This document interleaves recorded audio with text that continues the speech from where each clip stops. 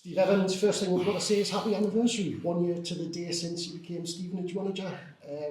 Just put into words what the last 12 months have been like. Oh, it's been exciting. It's been fantastic. I think when you join a football club, you normally join either because someone's doing that well that they've gone to better things, or the team is struggling. We come in, as you know, when the team was struggling, but there was a objective, the challenge set by the chairman and the board to ensure Football League survival. We did that, and then we spoke openly about trying to create a side that could compete, for promotion, and that's very difficult to do at this level. So, but we've done it so far with 11 games to go. 100% points increase versus last year. It's amazing. I think we walked in the door on same games, 33 points. We're on 66. So that in itself is fantastic. But that's all around the football club. The people, they're the most important things to me. The people, from the ground staff to the catering staff to all the way up to our board, to our chairman, and of course the players. You can't win games without players. I was looking at the conversation we had with Carlisle at the end of last season, and one quote stuck out was, "We owe ourselves more and we owe our supporters more." Well, you've given them that. You've delivered on that promise. I think it's been both ways, in fairness. I think we've seen a real increase in attendances. Some clubs manufacture them, so they'll include everything. If you're in the train station platform 2 miles down the road, you might be included in the numbers. Those are very accurate, so we've seen that. But my view's always been at every football club that I've managed or supported is that supporters will turn up when you produce a team that wins football matches. Entertaining football is another requirement. So I think we've produced that, but equally we're indebted to the supporters, because the money to watch football these days is hard to get, because we all know what the economy's like. And they'll smash up in the budget yesterday, so we're all paying more money. And that's not a political view, that's just whoever was in power is going to have to raise some money.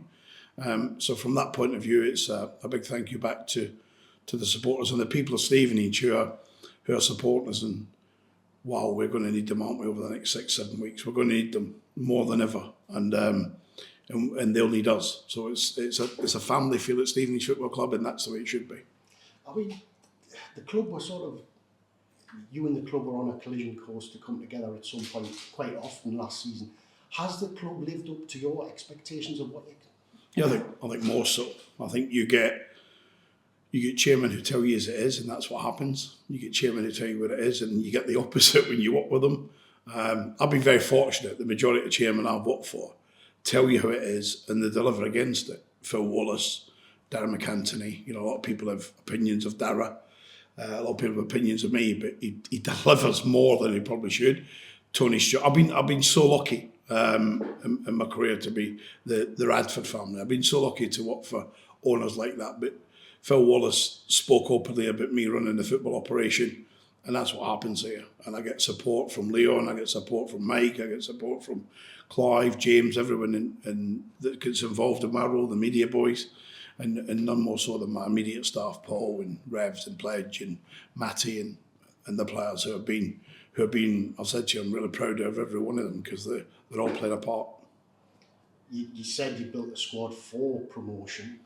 Did you fully expect automatic promotion spot at this stage of the season? No, but you have to believe in football, don't you? You have to believe in your convictions. I think if you break down the entire EFL and you stopped it today, which is impossible to do, but if it stopped today, we are the one club in the whole of the EFL that has exceeded what anyone thought any team would be. Because everyone at the start of a season has dreams and ambitions, whether that's clubs go up to the Championship or League One that may think, right, we're going to have a season where we don't want to think about relegation. We'll build some stability around it, as opposed to going into a football club and saying, now we can win promotion. So to have a football club that, possibly should have been relegated in the season that Macclesfield had their financial irregularities, our chairman speaks openly about it, we'd have gone down, to a team that's consistently struggled in that bottom 3 or 4 for 5-6 years, to then talk about we can turn this around is a big ask. But if a leader believes, then you have to buy into the vision and what your leader believes in. And you can see our chairman here the other night. He comes in for Saturday. He's there Tuesday, and he's absolutely excited, and so he should be like the rest of us. Before we look forward to Carlisle, let's just step back and look at the last week. 2 big wins, but the manner of the victory and the time of the victory on Tuesday made it feel huge. Yeah, it did. It was interesting. I've got, as you know, I speak to a number of fellow managers. Some were at the game, some were at home watching the iPlayer or watching the stats. And I think one of them said it, he looked in 75 minutes and we are, in the last 10 minutes, it's only 85% possession. We had about 8 shots in 5 minutes. And it just needed something to change for us to get the goal, hence the substitutions. So we believe that at times we bring on equally, if not better players, because they're fresher, they're ready to play, they're ready to make their point. And we've had a consistency of doing that all season, and that's because it's a squad here. There's not a favoured striker, there's not a favoured centre-back, there's not a favoured anyone. We're a squad and we're a team and we're unified. And I think we've demonstrated that as a manager and staff to our players when we've had that bad 3, 4, 5 weeks, whatever it was in totality, but we still come in, we still positively trained, we still positively had our chats, we still kept people smiling. And that's massively important when you take it over a season. Carlisle's obviously Saturday. I mean, it's such a big game. I hadn't looked beyond it until this morning, and then I've realised that after Carlisle away, you've got Salford at home and Northampton away. You won't win automatic promotion from the next 3 games, but you could take a big step towards it. Yeah, I think we've taken the approach. You heard me after Rochdale when we were on the floor coming on. We took the approach that our only focus could be Walsall, so we prepared appropriately for Walsall. And after Walsall, I didn't play it down, but I was realistic to know that the next objective was only Crewe. And I know that whether we win, lose or draw at Carlisle on Saturday, we'll have no reflection on Saturday evening whether we'll win promotion or whether Carlisle won't or whether they will and we won't. There'll be 2 good teams.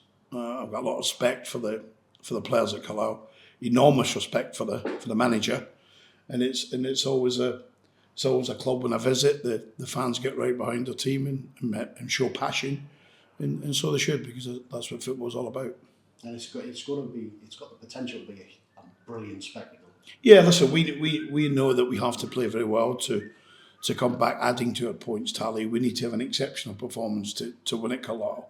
And when you look at the teams that's gone there this year and win, if you look at Mansfield, you look at Harrogate, I know Mansfield are comfortably 4-0 winners, but I watched a full rerun of that game yesterday. It's never ever a 4-0 game, but sometimes that can happen for you.